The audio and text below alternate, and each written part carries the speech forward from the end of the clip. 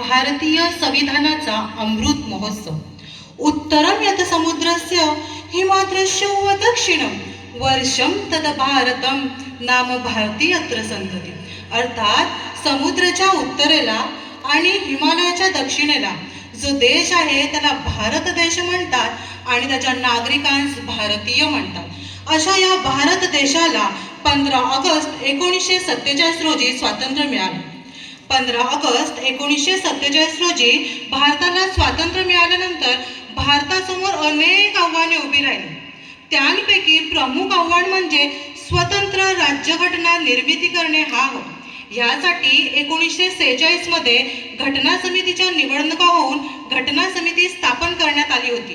या घटना समितीचे पहिले अधिवेशन डॉक्टर सच्चिदानंद सिंह यांच्या अध्यक्षतेखाली 2 डिसेंबर 1946 रोजी दिल्ली येथे भरविण्यात आले। या अधिवेशनात डॉक्टर राजेंद्र प्रसाद यांना घटना समितीचे अध्यक्षपद देण्यात आले, तर मसुदा समितीचे अध्यक्षपद हे डॉक्टर बाबासाहेब आंबेडकरांना देण्यात आले। मसुदा समितीने प्रत्यक्ष राज्यघटना लिहिण्याचे कार्य करायचे होते। या मसुदा समितीमध्ये एकूण 7 सदस्य होते, पण काही ना काही कारणास्तव त्यांना पुरेसा सहभाग घेणे शक्य झाले नाही। साहजिकच मसुदा समितीचे अध्यक्ष या नात्याने राज्यघटना लिहिण्याचे संपूर्ण कार्य डॉक्टर बाबासाहेब आंबेडकरांच्या खांद्यावर आले। पण आपले डॉक्टर बाबासाहेब आंबेडकर अनेक लोकशाही राष्ट्रांचा अभ्यास करून दिवस रात्र एक करून अवघ्या 2 वर्ष 18 महिने 18 दिवसात संविधान लिहिण्याचे कार्य निसंशय आणि समर्थपणे पूर्ण केले। तळपत राहून सूर्यासारखा अविरत जिजला चंदना समान। बनवलं माणूस शिकवली मानवता आणि झाला मनावर विराजमान। जो बनला त्यागाने अनाथांचा नाथ क्रांतीवीर युगपुरुष संविधानाचा शिल्पकार। हे संविधान 26 नोव्हेंबर 1949 रोजी डॉक्टर राजेंद्र प्रसाद यांच्या हाती सुपूर्द करण्यात आले आणि ह्याची प्रत्यक्ष अंमलबजावणी 26 जानेवारी 1949 रोजी करण्यात आली। भारतीय संविधान म्हणजे काय हे समजून घेताना प्रत्येक भारतीय नागरिकांनी आधी हे जाणले पाहिजे की भारतीय संविधान म्हणजे फक्त एक कायद्याचं पुस्तक नाही।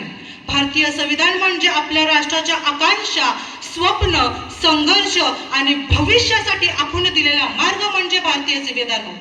विविध जाती, परंपरा, रूढी असलेल्या व्यापक देशाला एकत्र आणणारी, जोडून ठेवणारी आणि माझ्या प्रिय देश बांधवांनो समानतेच्या बंधनात जोडून ठेवणारी एक अदृश्य शक्ती म्हणजे भारतीय संविधान। भारतीय संविधान म्हणजे फक्त एक कायद्याचं पुस्तक नाही, तर भारतीय संविधान म्हणजे प्रत्येक भारतीय नागरिकाच्या स्वाभिमानाची ढाल आहे। जेव्हा समाज मार्ग हरवू लागतो त्याला न्यायाच्या प्रकाशाकडे नेणारे हे भारतीय संविधान। एवढंच नव्हे तर भारतीय संविधान आपल्याला शिकवतं जगावं कसं, राहावं कसं, अन्यायाविरुद्ध लढावं कसं, संघर्षातून घडावं कसं आणि शिक्षणातून स्वप्न साकार करावं कसं हे आपल्याला भारतीय संविधान शिकवतं। डॉक्टर पायली म्हणतात, काळानुसार बदलण्याची लवचिकता संविधानाच्या अंगी असल्यामुळे आजपर्यंत अनेक घटना दुरुस्ती झाली, तरी सुद्धा संविधानाची जी मूळ चौकट आहे ती अबाधितच राहिली आहे। याचे श्रेय संविधानकारांच्या दूरदृष्टीला द्यावं लागेल। भारतीय संविधान म्हणजे प्रत्येक भारतीय नागरिकांना लागलेली मौल्यवान रत्नांची जणू खाणच आहे। भारतीय संविधानाचा अमृत महोत्सव मी तुम्हाला त्याबद्दल भाष्य करत आहे आणि डॉक्टर बाबासाहेब आंबेडकरांची गौरवगाथा न करणे म्हणजे जणू देह आहे आणि आत्मा नव्हे। अनेक वर्ष चातुर्वर्ण व्यवस्थेच्या खाली अनेक अन्याय सहन करणारे समाज बांधव ज्यांना खायला भाकरी, प्यायला पाणी, चालायला रस्ता सुद्धा मिळत नव्हता, अशा दीनदलितांच्या व्यथा जाणून त्यांचे अश्रू पुसण्याचे कार्य करणारे डॉक्टर बाबासाहेब आंबेडकर, मनुस्मृतीचे दहन करणारे डॉक्टर बाबासाहेब आंबेडकर, आपल्या 14 दिनाचा सत्याग्रह करणारे डॉक्टर बाबासाहेब आंबेडकर। 15 ऑगस्ट 1947 रोजी भारताला स्वातंत्र्य मिळालं। भारताला स्वातंत्र्य मिळण्या फक्त 1 वर्ष अगोदर ब्रिटिश गव्हर्नरला कळालं हे भारतीय मजदूर जे आपली गुलामी करत आहेत त्यांना स्वातंत्र्याची चाहूल लागली आहे, म्हणून ब्रिटिश गव्हर्नर जो बंगालचा त्यावेळेस गव्हर्नर होता त्यांनी भारतीयांवर अनेक अन्याय केले।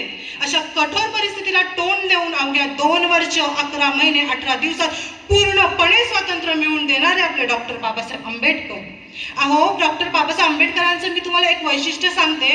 ज्या डॉक्टर बाबासाहेब आंबेडकरांना या भारत देशामध्ये वाचण्यासाठी पुस्तकं दिली जात नव्हती, त्याच डॉक्टर बाबासाहेब आंबेडकरांनी एक असे पुस्तक लिहिले ज्यावर संपूर्ण भारत देश चालतो. करून जीवाचे रान दिले सर्व समतेचा मान, करून जीवाचे रान दिले सर्व समतेचं मान, अशी भीमरावाची शान, लिहिले भारतीय संविधान. जय हिंद, जय महाराष्ट्र, जय संविधान, जय भीम. धन्यवाद.